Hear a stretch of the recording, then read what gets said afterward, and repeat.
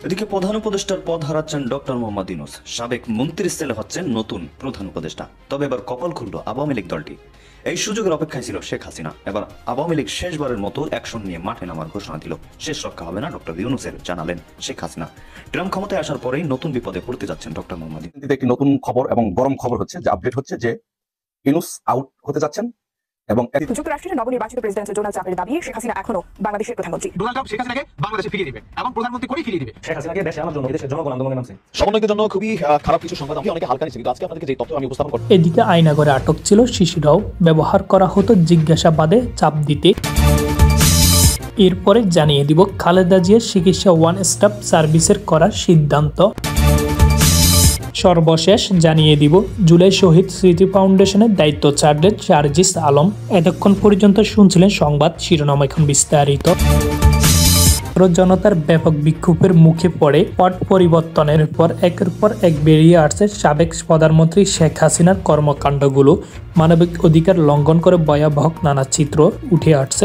এমনকি একটি তদন্তে দেখা গিয়েছে ক্ষমতাচ্ছন্ন সাবেক প্রধানমন্ত্রী শেখ হাসিনার সরকারের আমলে অন্যান্য মানুষের সঙ্গে শিশুদেরকেও গোপন কারাগারে আটক রাখতেন। সেখানে চলত নির্যাতন, এমনকি জিজ্ঞাসাবাদের সময় চাপ সৃষ্টির জন্য শিশুদের ব্যবহার করা হতো, যার মধ্যে শিশুকে মায়ের দুধ পান করতে দিতে অস্বীকার করা ঘটনাও রয়েছে। গত মঙ্গলবার 21শে জানুয়ারি এক প্রতিবেদনে এই তথ্য জানিয়েছে তুরস্কের সংবাদ মাধ্যম টিআরসি ওয়ার্ল্ড। সংবাদ মাধ্যমটি বলেছে, বাংলাদেশে গোপন আটক কেন্দ্রে বন্দী শত শত লোকের মধ্যে বেশ কয়েকটি শিশুও ছিল বলে জানিয়েছে প্রধানমন্ত্রী শেখ হাসিনার আমলে জোরপূর্বক গুমের তদন্তকারী একটি কমিশন। জোরপূর্বক গুমের তদন্তকারী এই কমিশন মঙ্গলবার তার প্রাথমিক প্রতিবেদনে বলেছে অন্তত অর্ধ দর্জন শিশু তাদের মায়েদের সাথে মাসের পর মাস জেলের ভিতরে কাটিয়েছে। আটক রাখার সময় জিজ্ঞাসাবাদের জন্য শিশুদের লিভারেজ হিসেবে অর্থ মানসিক চাপ সৃষ্টির মধ্যে হিসেবে ব্যবহার করা হয়েছিল, যার মধ্যে তাদের দুধ পান করতে দিতে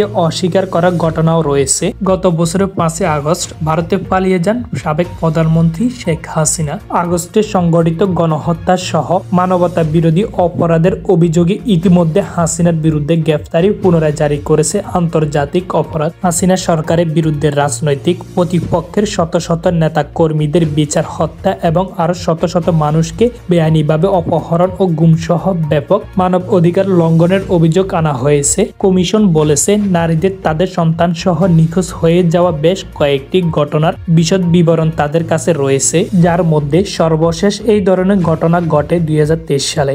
এছাড়া কমিশন এই বিষয়ে এক গর্ভবতী নারীর ঘটনা উল্লেখ করেছে। গর্ভবতী ওই নারীকে তার 2টি ছোট বাচ্চা সহ আটকে রাখা হয়েছিল এবং সেই আটক কেন্দ্রে তাদের মারধরও করা হয়েছিল। কমিশনের প্রতিবেদনে বলা হয়েছে, এটি কোনো বিচ্ছিন্ন ঘটনা নয়। বিএনপি চেয়ারপারসন খালেদা জিয়ার চিকিৎসা এক ছাতার নিচে অর্থাৎ ওয়ান স্টপ সার্ভিসের করার সিদ্ধান্ত নিয়েছেন লন্ডন ক্লিনিকের চিকিৎসকেরা। বুধবার গণমাধ্যমের কাছে বিএনপি চেয়ারপারসনের ব্যক্তিগত চিকিৎসক অধ্যাপক এজেড জাহিদ হোসেন এই কথা জানান। তিনি বলেন, গত জানুয়ারি থেকে লন্ডন ক্লিনিকে ভর্তি আছেন। বৈষম্য বিরোধী ছাত্র আন্দোলনের অন্যতম সমন্বয়ক ও জাতীয় নাগরিক কমিটির সংগঠনের সার্জিস আলম জুলাই শহীদ স্মৃতি ফাউন্ডেশনের সাধারণ সম্পাদকের দায়িত্ব থেকে সরে দাঁড়িয়েছেন।